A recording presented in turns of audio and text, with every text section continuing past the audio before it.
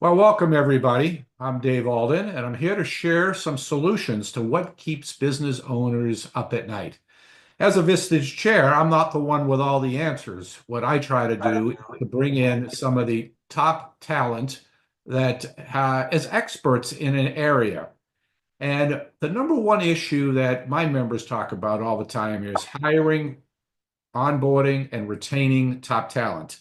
And today we happen to have an expert in that field from Holy City HR in Bethlehem, appropriately named, was Dan Foglia. Dan, please say hello. Well, thanks for having me, David. Yeah, it's great to have you here. And you've done a lot of work I've seen in the HR space with a tremendous background, both academically and from a business perspective. And one of it looks like one of the things you've really focused in on most recently is onboarding employees. And it's one of those things I haven't run across a whole lot as people that specialize in that area, but I'm going to guess that's probably a pretty important thing for a company. So tell me a little bit about why you took a deep dive into onboarding and a little bit about it, what you're doing. Yeah, sure thing. And you're right about that. Not a lot of people niche down into something like that. The HR world, it's very vast and there's a lot of different elements of HR.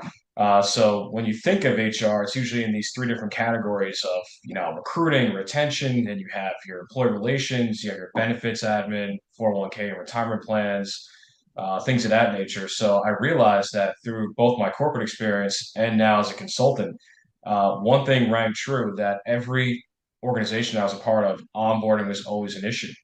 And the reason why it's so important is because that's where everything begins and ends and sets the trajectory of that new hire from the jump. Culture setting, expectations, early turnover, which is a killer right now in corporate America. You're seeing a lot of quiet quitting, a lot of people who are there for maybe 3, 4 months and leaving, ghosting, things of that nature.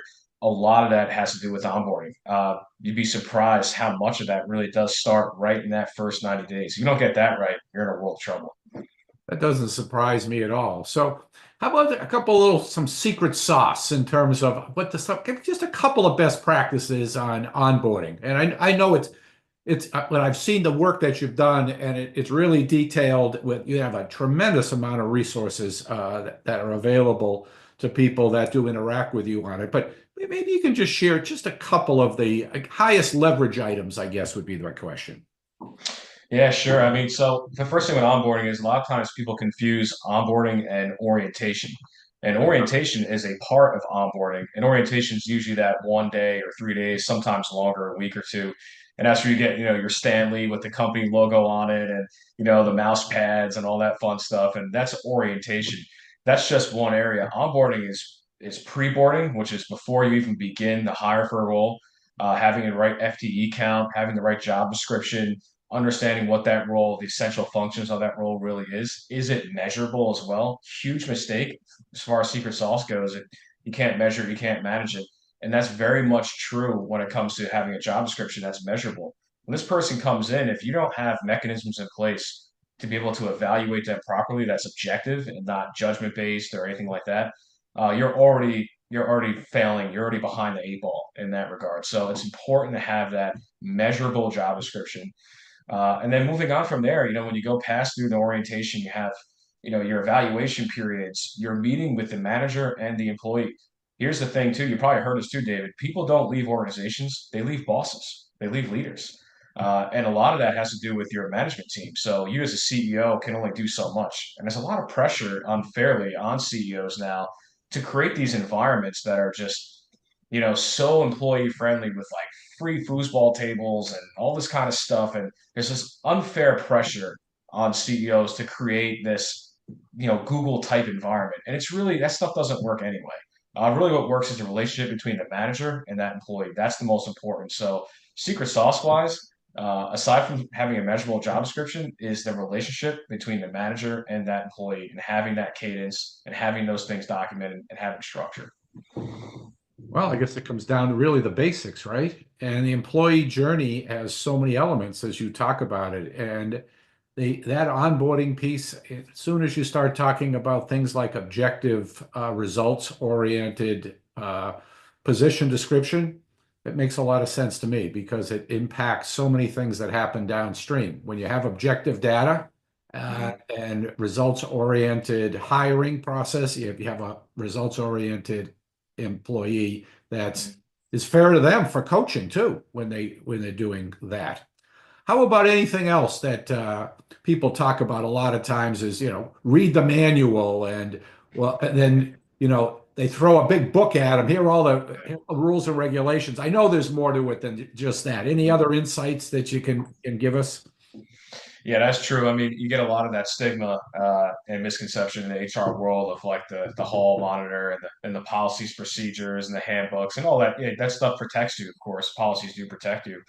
But really, what it comes down to in the HR side is more about process.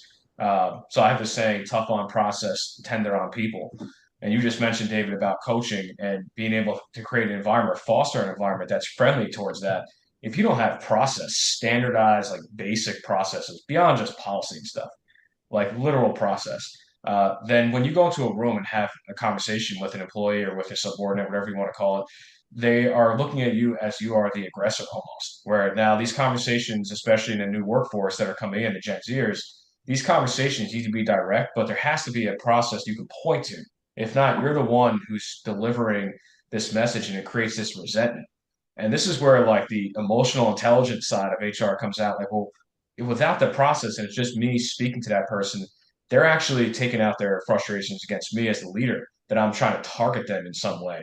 Or I'm like, I have a problem with them. And people use these terms all the time, targeting and bullying and harassing and things. They're overused all the time because you lack process. So when you have something to point to in that room, that's where the magic happens, in my opinion. Now you partner with that person and say, hey, how can I help you as more of a leader and a coach to get you where you need to be? But the process is non-negotiable. But so many companies just lack that. And you just get these really contentious conversations that occur and managers who are really not good at those conversations. They're very bad at the uncomfortable conversation. And without that process, you're going into war without Kevlar. I mean, you got to give them something to go into war. And I think that's the biggest problem I see.